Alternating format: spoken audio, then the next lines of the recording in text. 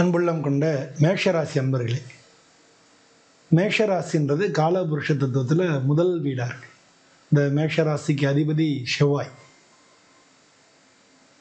இந்த பதிவில் மேஷராசி அன்பர்களுக்கு இந்த 2026 திருமணம் எப்போ நடக்கும், எந்த காலகட்டம் அவங்களுக்கு திருமணம் நடக்கிறதுக்கு வாய்ப்பு நல்லா இருக்கு. ரொம்ப காலமாக தடையாக இருக்கிறவங்களுக்கு இந்த வருஷமாச்சும் திருமணம் நடக்குமா, அரேஞ்சு மேரேஜா, லவ் மேரேஜா, இந்த மாதிரி பல கேள்விகள் அவங்கள்ட்ட இருக்கும். எவ்வளோ முயற்சி பண்ணியும் அமையலையே அப்படின்னு இருக்கும். ஒரு சில பேர் இந்த காலகட்டம் இந்த வருஷம் திருமணத்துக்கு நம்ம ஜாதகத்தை எடுக்கலாமா பார்க்கலாமா இப்படிலாம் யோசிச்சுட்டு இருப்பாங்க. ஸோ இந்த 2026 மேஷராசி அன்பர்களுக்கு திருமணத்துக்கு எப்படி இருக்குது அப்படின்னு தான் இந்த பதிவில் பார்க்க போகிறோம். அதனால் இந்த வீடியோவை கடைசி வரைக்கும் ஸ்கிப் பண்ணாமல் பாருங்கள். உங்களுக்கு திருமண வாய்ப்புகள் எப்படி இருக்குது அப்படின்றத நம்ம அதுவும் எப்போ எந்த காலகட்டங்கள் உங்களுக்கு நல்லா இருக்குது, அமையறதுக்கான வாய்ப்பு இருக்குது அப்படின்றத, ஒருவேளை அமையலை அப்படின்னா எந்த மாதிரியான பரிகாரங்கள் நீங்கள் பண்ணீங்கன்னா இந்த வருஷத்தில் உங்களுக்கு திருமணம் அமையும் இப்படின்ற இந்த மாதிரி விஷயங்களை நம்ம இந்த பதிவில் பார்க்க போகிறோம். இந்த வீடியோ ஸ்கிப் பண்ணாமல் கடைசி வரைக்கும் பாருங்கள். சப்ஸ்கிரைப் பண்ணுங்கள், ஷேர் பண்ணுங்கள், உங்களுடைய எண்ணம் என்னன்றதை கமெண்ட்டில் சொல்லுங்கள். பொதுவாக மேஷ ராசி அன்பர்கள் அவங்க கொஞ்சம் அவசரப்படுறவங்க, ஈகோ உள்ளவங்க, எதையும் நேரடியாக மூஞ்சிக்கு நேரடியாக பேசுகிற தயங்காதவங்க, சீக்கிரமாக கோவப்படக்கூடியவங்க. ஸோ இவங்க இந்த மாதிரி நிறைய பேருக்கு மேஷராசி அன்பர்கள் காதல் திருமணம் பண்ணுறவங்களும் நிறைய பேர் இருக்கலாம். ஏன்னா இவங்களுக்கு 7ஆம் இடத்து அதிபதி சுக்கிரன்றதுனால காதல் திருமணம் அதிகமாக பண்ணக்கூடியவங்க ராசிகளில் மேஷ ராசியும் ஒன்றா இருக்குது. ஸோ இந்த வருஷம் அவங்களுக்கு எப்படி இருக்குது அப்படின்றதான் பார்க்க போகிறோம். ஸோ திருமணம் அப்படின்னு நம்ம பார்க்கும் பொழுதே குருவனுடைய பார்வை, வியாழ நோக்கம்னு சொல்லுவாங்க. குரு எப்படி இருக்கு, சனி பகவான் எப்படி இருக்கார், ராகு கேது என்ன மாதிரி பண்ணுது. ஏன் இந்த வருஷத்துல இவங்களை பார்க்குறோன்னா 5ஆம் இடம், காதலை பற்றி சொல்லக்கூடிய 5ஆம் இடத்துல கேது இருக்கார். இந்த திருமண பாக்கியங்கள் இருக்கு இல்லையா, அது நடத்தி மன விருப்பம் போல நடத்தி தரக்கூடிய அந்த 11ஆவது இடத்துல ராகு பகவான் இருக்கார். ஸோ இது ரெண்டும் எப்படி இருக்கும், குருவனுடைய அசைவுகள், அவருடைய நகர்வுகள் உங்களுக்கு எந்த விதத்தில் பலன் கொடுக்கும் அப்படின்றத பார்க்க போகிறோம். இதில் முக்கியமாக ஒன்று கவனிச்சிங்க அப்படின்னா, குரு பார்வை கோடி நன்மை, வியாழ நோக்கம் தான் சொல்லியிருக்காங்க. ஸோ அதனால் இவங்களுக்கு இந்த வருஷம் எப்படி இருக்குது அப்படின்னு பார்த்தோம்னா, இந்த வருஷத்தை பொறுத்தவரை முதல்ல உங்களுடைய ஜாதகத்தில் எல்லாமே சரியாக இருக்குது, தோஷம் இல்லை, தசாபுதி நல்லா நடக்குது. இதை ஒரு ஜோதிடர்கிட்ட கொடுத்து பார்த்துங்க. ஸோ இந்த வருஷம் நமக்கு நல்லபடியாக இருக்குமா அப்படின்னு. ஏன்னா தசாபுத்தி ஒரு முக்கியமான ரோல் ப்ளே பண்ணுறது உங்களுடைய ஜாதகத்தில். இப்போ நம்ம இதில் பார்க்குறது கோச்சாரம் தான். இந்த கிரகங்கள் எப்படி இருக்குது அப்படின்றது இந்த கோச்சாரம் தான். கோச்சாரப்படி உங்களுக்கு எப்படி இருக்குது அப்படின்னு பார்க்க போகிறோம். அப்படி பார்த்தோம்னா இந்த வருஷத்தை பொறுத்தளவில் குரு பகவான் 3ஆவது இடத்துல இருந்தாலும் வக்ரமாக இருக்கார். மார்ச் மாதம் 11ஆம் தேதி வக்ர நிவர்த்தி ஆகுது.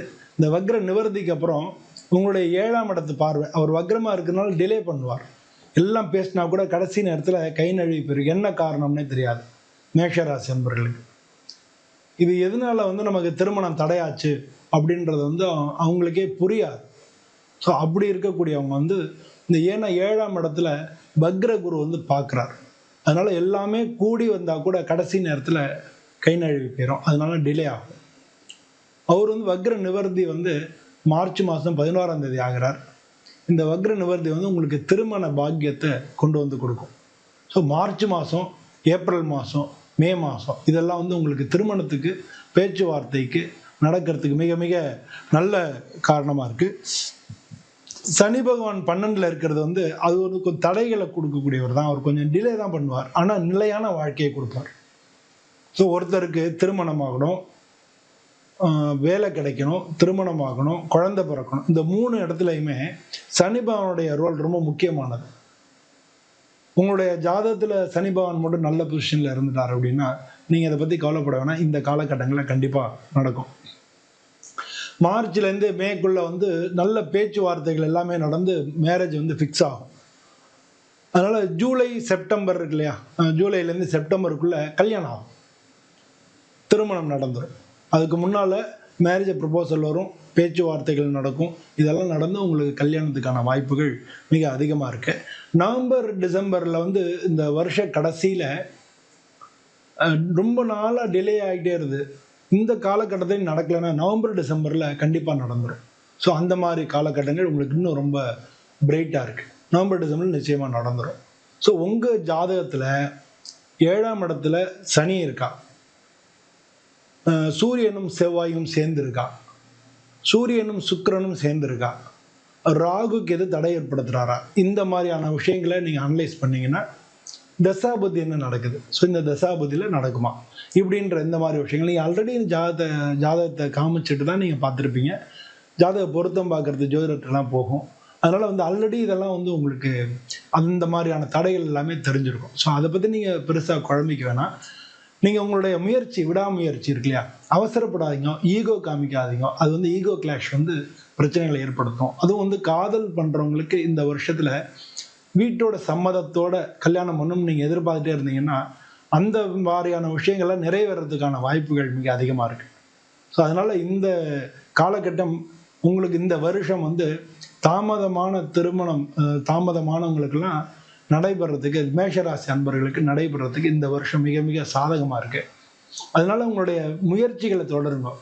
அப்படியும் திருமணம் டிலே ஆகிட்டே இருக்குது அப்படின்றவங்க வெள்ளிக்கிழமை அன்னைக்கு நவக்கிரகத்தில் சுற்றி வந்து சுக்கிர பகவானுக்கு வெள்ளை பூக்கள், வெள்ளை மலர்கள் அதை வந்து வச்சு அர்ச்சனை பண்ணி ஒரு பச்சை இது அவருக்கு வேண்டிய தானியங்கள், மொச்சை, அந்த தானியத்தை வந்து வச்சு வணங்குங்க. இல்லை மொச்சை சுண்டல் போட்டு 4 பேருக்கு கொடுக்கலாம். மொச்சை சுண்டல் போட்டு கொடுக்கலாம். இல்லாட்டினா ஒரு 100 கிராம் தானியத்தை வாங்கி வச்சுட்டு ஒரு தேங்காய், வெத்தலைப்பாக்கு, வாழைப்பழம் வாங்கி அர்ச்சனை பண்ணி கொஞ்சம் வெள்ளை மலர்கள் சாத்தி ஒரு வெள்ளை துணி அவருக்கு கட்டி, அது மாதிரி நவகிரகத்தில் சுக்கிர பகவானை விடாமல் ஒவ்வொரு வெள்ளிக்கிழமையும் வேண்டிகிட்டே வாங்க. நிச்சயமாக இந்த வருஷம் வந்து அந்த தடைகள் மீறி நடந்துடும். ஒரு சில பேருக்கு செவ்வாயினால தடை வருதுன்னு, செவ்வாய் தோஷம்னு சொல்கிறாங்க. செவ்வாயினால உங்களுக்கு தடை இருக்குது அப்படின்னா சூரிய செவ்வாய் சேர்க்கை இருக்குது. இந்த மாதிரி இருக்கிறவங்க வந்து முருகனுக்கு செவ்வாய்க்கிழமை அன்னைக்கு விளக்கேற்றி அர்ச்சனை பண்ணணும். இதில் வந்து முக்கியமான மேஷ ராசிக்காரங்க எல்லாருமே சூரியனார் கோயிலும் கஞ்சனூரும் பக்கத்தில் இருக்கும். சூரியனார் கோயிலுக்கும் போய் அர்ச்சனை பண்ணிட்டு கஞ்சனூருக்கும் போய் அர்ச்சனை பண்ணிட்டு வந்தீங்கன்னா சூரிய சுக்கிர தோஷம் முடிஞ்சு உங்களுக்கு திருமணம் நடக்க வாய்ப்புகள் மிக அதிகமாக இருக்கு. ஸோ அதனால உங்களுடைய ஜாதகத்தில் சொல்லியிருப்பாங்க இல்லையா, அதை வச்சுக்கிட்டு பண்ணுங்க. ராகு கேது பிரச்சனை உள்ளவங்களுக்கு ராகு கேதுக்கு வந்து பரிகாரம் பண்ணீங்க, நிச்சயமா வந்து கல்யாணம் நடந்துடும். ராகு கேது இருக்கிறவங்க எல்லாருக்குமே கல்யாணம் நடக்கிறதா செய்யுது. ஸோ பொதுவாக வந்து இந்த மாதிரி காலகட்டங்களில் இது வந்து பெண்களுக்கான காலகட்டம் அப்படின்னு நம்ம சொல்லலாம். ஸோ ஆண்களில் நிறைய பேர் கல்யாணம் ஆகாமல் இருக்கிறத நம்ம பார்க்குறோம். கல்யாணம் ஆகியும் பல பேருக்கு வந்து பிரச்சனைகள் வர்றது, குடும்பத்தில் பிரிவினைகள் வர்றது, இதெல்லாம் பார்க்குறோம். ஸோ அதனால் வந்து ஜாதகத்தை பொருத்தம் பார்த்து நல்ல முறையில், அந்த எத்தனை பொருத்தம்ன்றது மட்டும் பார்க்கக்கூடாது, கட்டங்களையும் பொருத்தம் பார்த்து அதில் உள்ள அந்த கட்டங்களில் உள்ள தோஷ சாமியம், பாவ சாமியம், பாவம் இருக்குல்லையே, அந்த பாவங்கள் அதனுடைய தோஷங்கள் வந்து 2 பேருக்கும் சமமாக இருக்கணும். அதுக்கு சாமியம்னு பேர். பாப சாமியம் அதையும் பாருங்க. சஷ்ட அஷ்டக தோஷம் இருந்தால் பிரிவினை வரும். அது மாதிரி சஷ்ட அஷ்டக தோஷம் இருக்கான்னு பாருங்க. இந்த மாதிரி ஒரு ஜாதகத்தை பொருத்தம் பார்த்து நீங்கள் கல்யாணம் பண்ணீங்கன்னா கல்யாண வாழ்க்கை சிறப்பாக இருக்கும். இந்த வருஷத்தில் மேஷராசி அன்பர்கள் பல பேருக்கு திருமணம் நடக்கிறதுக்கான வாய்ப்புகள் மிக மிக அதிகமாக இருக்குது. அவங்களோட முயற்சிகளை விடாதீங்க. உங்கள் ஜாதகத்தில் உள்ள மாதிரி பரிகாரம் பண்ணிக்கோங்க. உங்கள் ஜாதகத்தை ஒரு முறை நீங்கள் செக் பண்ணிக்கிறதும் மிக மிக நல்லது. இந்த வருஷம் மேஷராசி அன்பர்கள் அனைவருக்கும் திருமணம் நல்ல முறையில் நடக்கணும்னு சொல்லி நானும் சுவாமியை பிரார்த்தனை பண்ணிக்கிறேன். அனைவருக்கும் நன்றி. ஓம் நம சிவாய்.